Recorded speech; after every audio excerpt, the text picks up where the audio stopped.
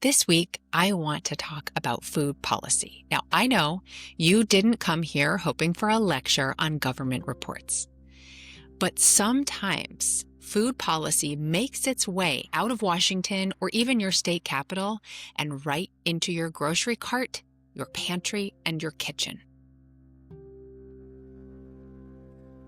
The Make Our Children Healthy Again strategy, which was leaked last week and is the Trump administration's response to the earlier Make America Healthy Again report, is one of those times. Now, on paper and without digging into the cited research, the strategy might sound bold, tackling ultra-processed foods, protecting kids from chemicals and environmental toxins, and combating childhood obesity. But if you dig in, what you actually find is a lot of shaky science, half-baked solutions, and practices that will end up putting more stress on parents. So briefly, what was in the Make America Healthy Again, or it's often referred to MAHA? What was in that report? This report highlighted problems that scientists and policy advocates have been talking about for a long time. The rising rates of obesity and chronic disease among our kids, processed snacks that are ubiquitous and cheap and far too easy to grab compared to fruits and vegetables. And it questioned the role that food dyes, additives, and potential hormone disruptors are playing in our kids' long-term health. Listen, no arguments there. Those are legitimate concerns. The issue wasn't just the MAHA report itself, though. It's what came next. That draft proposed strategy to address the concerns outlined in that initial report. Instead of tackling root problems like pervasive and systemic lack of access to affordable, nutritious foods and high-quality health care, instead, this plan leans on surface-level moves. New food label requirements, the specifics of which are unclear, a push for whole milk in schools, seemingly without addressing any other aspect of those meal programs. They want to, quote, explore developing potential industry guidelines to limit the direct marketing of certain unhealthy foods to children, end quote, which I have to say has already been tried and, by the way, it failed. And a lot of encouragement for healthier eating. Now, look, encouragement is valuable and it's great if you're a motivational poster, not if you're trying to stretch the grocery budget for a week. I mean, honestly, you can't exactly pep talk your toddler into eating that broccoli that you've spent $5 on and has been sitting in the fridge all week.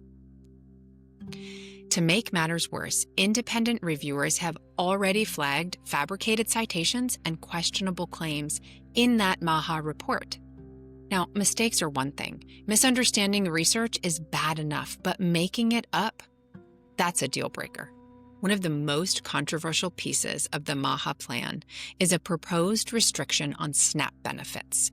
Under this draft strategy, families using SNAP wouldn't be able to buy soda or other ultra-processed snacks starting in 2026. Again, on the surface, you may think, well, that sounds like it could actually help. Could help families make different choices. But let's look at the reality here. Families are already stretching $150 to $200 in benefits to feed a household for the week. Cutting soda and chips from the list doesn't magically make chicken and fresh produce more affordable. It just means that they will have fewer choices with their same limited dollars.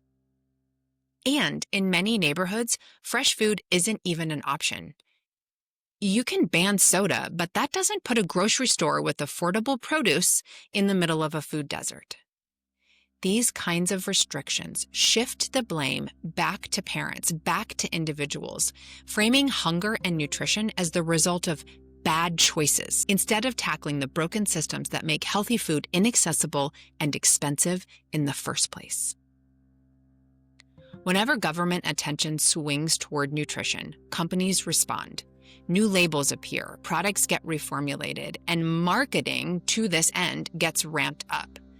But again, here's the reality. None of that lowers the price of strawberries in February or makes dinner any easier for someone to put on the table at 6 p.m. after a full day of work. Industry shifts might look like progress, but they usually create more confusion than clarity. We still end up standing in the grocery store aisle wondering if we're making the right choice, while the bigger issues, things like affordability and access, remain unsolved. So where does this leave us as parents? Here's what I think matters most. First, know what is worth advocating for. Local initiatives like better school meal programs or community gardens or food co-ops or food pantries or farmers markets and subsidies on farmers markets. These actually put affordable, nutritious foods within reach, especially in your own community. These efforts often matter more than top-down policies that tell families what not to buy. And when leaders roll out plans like MAHA, push back. Families need support and access, not punishment and restrictions. Second, I want you to remember that you cannot internalize any of this as a reflection of you. Feeding kids is already one of the hardest parts of parenting. Don't let political sound bites or shaky science add more guilt to your plate. The MAHA plan may make headlines, but it doesn't fix the core challenges of feeding real families in real life. Parents don't need more judgment. We don't need labels that confuse us or restrictions that make it harder for us to buy foods.